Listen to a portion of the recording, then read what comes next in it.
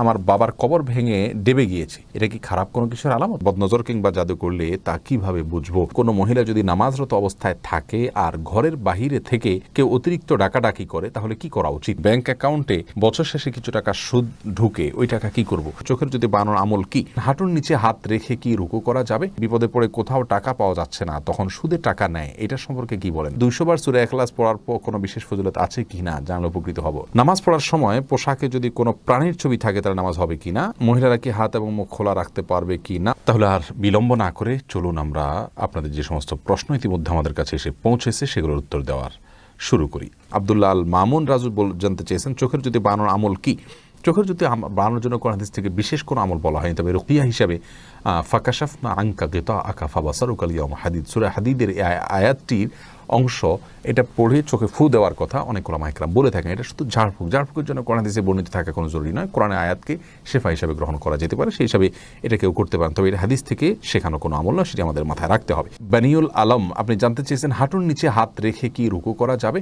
না, হাঁটুর নিচে হাত রেখে রুকু করা যাবে না। হাঁটুর যে গিরা আছে সেটাকে শক্ত করে ধরে, এভাবে আঙ্গুলগুলো ফাঁকা থাকবে, সেটাকে ধরে গিরার মধ্যে হাত দিয়ে দেন আপনাকে রুকু করতে হবে। শেখ শরীফ জানতে চেয়েছেন, অজুরত অবস্থায় বায়ু বের হলে নতুন করে অজু করতে হবে নাকি সেখান থেকে ধারাবাহিকভাবে অজু করতে হবে? নতুন করে অজু করতে হবে, ধারাবাহিকভাবে অজু করলে হবে না।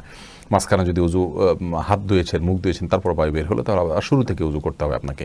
আলামিন হোসেন জানতে চেয়েছেন, 200 বার সূরা ইখলাস পড়ার পর কোনো বিশেষ ফজিলত আছে কি না জানলে উপকৃত হব। ভাই আলামিন, এরকম কথা আমাদের সমাজে খুব বেশি প্রচলিত আছে যে 200 বার সূরা ইখলাস পাঠ করার ফজিলত রয়েছে, মূলত এরকম কোনো কথা বিশুদ্ধভাবে প্রমাণিত নয়। সূরা ইখলাস 200 বার বা নির্দিষ্ট সংখ্যায় পাঠের ব্যাপারে হাদিসে কোনো নির্দেশ নাই, তবে হ্যাঁ এটুকু বলা আছে সূরা ইখলাসকে সুলুসুল কোরআন বলা হয়েছে, অর্থাৎ কোরআনের 3 ভাগের 1 ভাগ এর সমতুল্য বলা হয়েছে।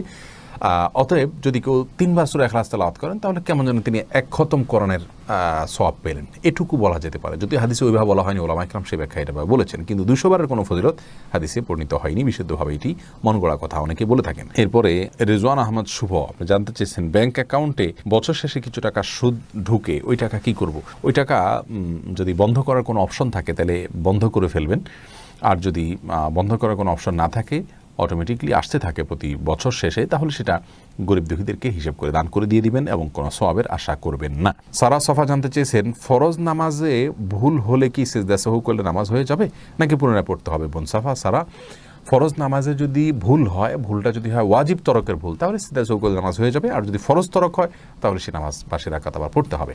আর সুন্নাত তরক হলে কিছুই করতে হবে না, আপনার কোন ভুল হয়েছে সেটা হলো মূল বিষয়।